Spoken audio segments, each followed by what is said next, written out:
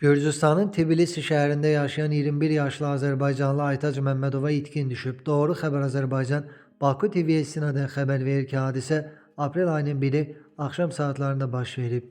Belə ki, Azərbaycanlıların kompakt yaşadığı Qardabani rayonunun Kösalı kəndindən olan Aytacın Tbilisi Dövlət Universitetinin 2-ci kurs tələbəsi olduğu bildirilir. O təhsil aldığına görə paytaxtda yaşayıb. Anasının sözlərinə əsasən qızı ilə son telefon danışıqları dostunun doğum gününə getməsi barədə olub. Qeyd edək ki, Tbilisidə Kür çayının sahilində Aytacın telefonu, çantası və ayaqqabısı tapılıb. Gürcüstan Daxili İşlər Nazirliyinin yaydığı son məlumata görə Aytac Məmmədovanın axtarışları davam etdirilir. Əlavə məlumatlar veriləcək.